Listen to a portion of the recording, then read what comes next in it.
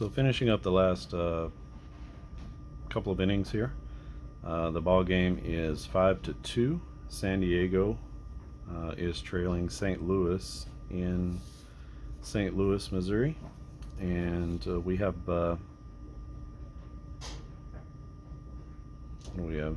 We have Dave Dravecki pitching against the Cardinals. For the Cardinals, it's going to be Ford, Heath, Kurt Ford, Heath, Mike Heath, and Coleman. The reason I'm doing this video is to show you this new outfield plays system, and I'll show it to you in just a minute. But we have an adjustment here for any sort of throwing plays, sacrifice fly type plays. This is mostly going to be used for outs.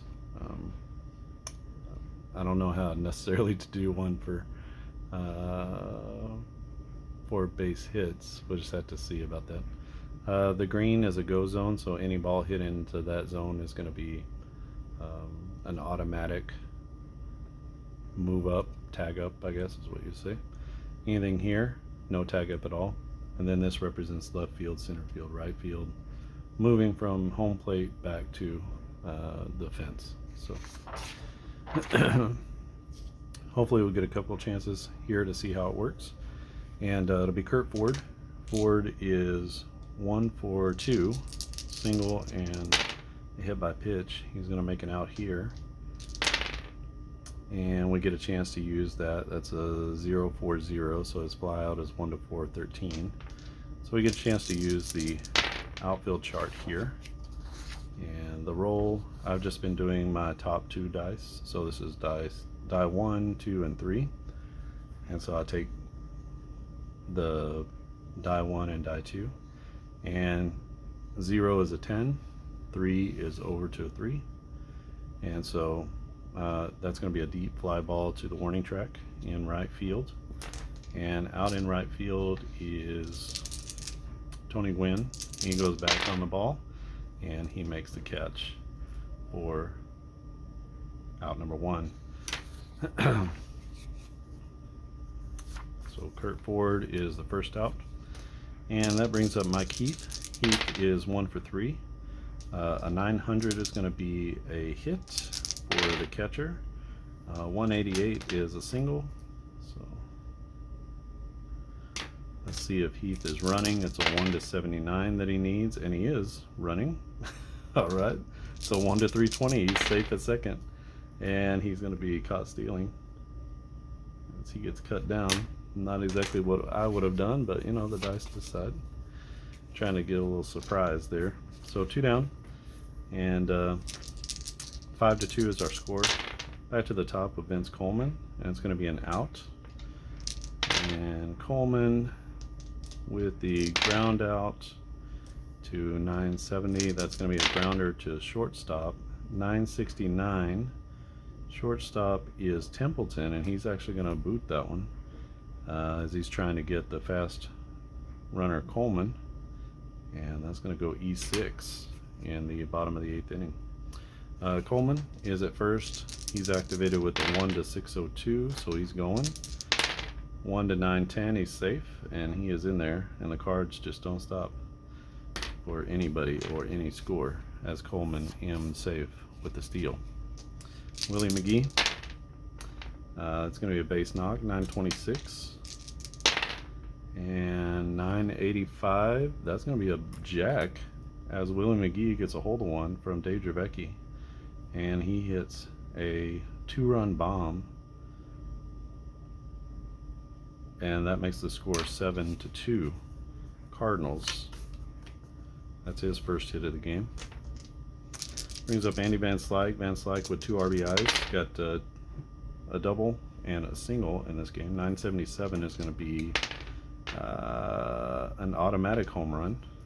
So just like that, back-to-back home runs from the Cardinals. And I suppose we need to get a new pitcher in here because that's not so great. Let's try Lamar Hoyt, see how that goes.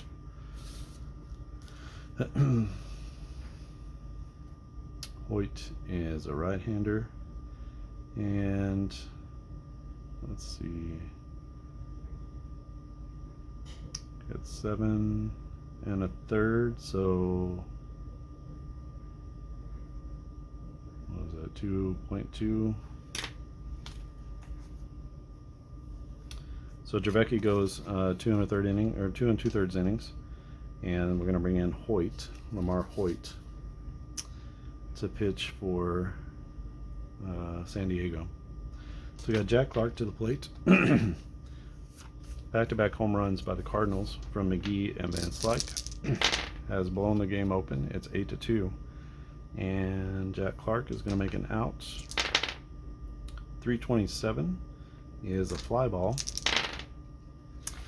and we're going to say 5 and 10. 5 and 10 is going to be a little fly ball to left field.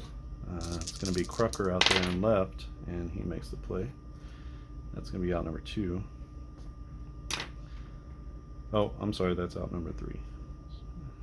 This is 2.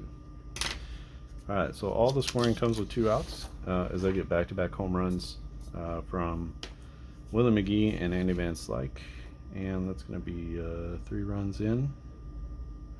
So 5, 6, 7, 8-2, and one more chance for the Padres. They're facing off against Danny Cox, that I brought in back in the 7th inning.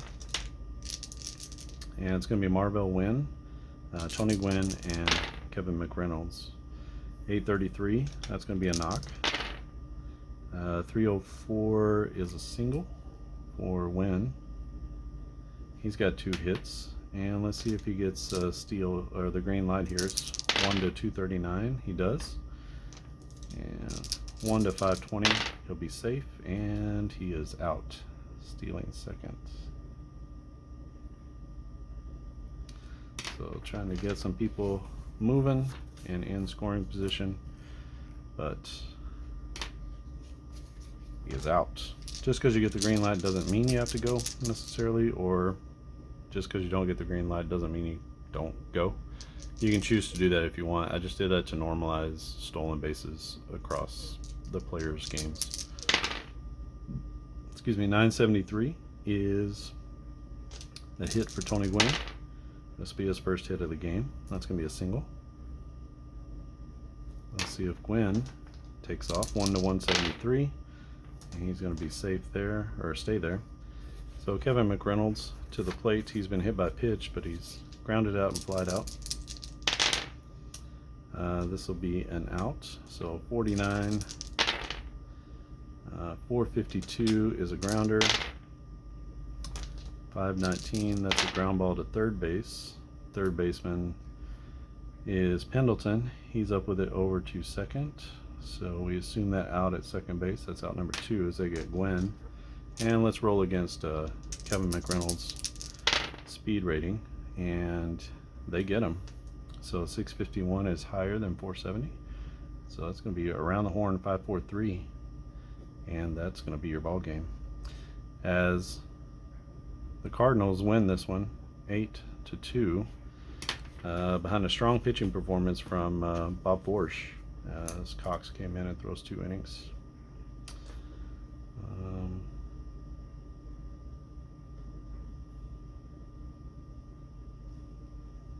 So Hoyt came in here. He gets the 1. No, that can't be right. He has to 2 right.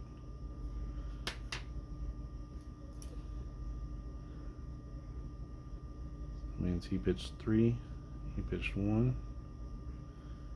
Okay. All right. So that's your ball game, 8-2. Again, I was just doing this to show off the sort of a new mechanic here. This is for outfield outs at this point, and again, you would adjust. Let's say you have a runner at third base in a sac fly situation, less than 2 outs, and a ball is hit out here. Then you are going to adjust the success number. So this is closer to the plate, this is farther from the plate, so you know he gets a little bit of extra jump, a little bit of extra opportunity.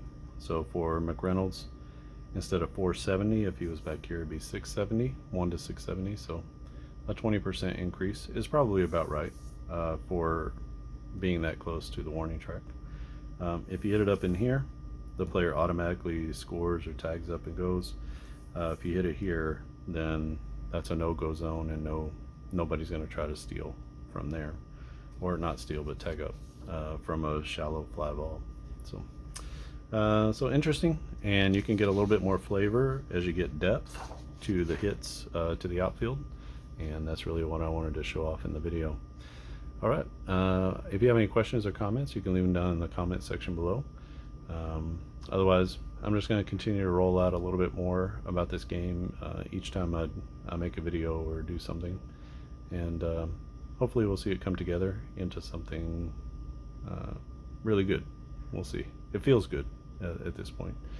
So, but there are still a few questions out there and a few things that I want to add to the game as well. All right.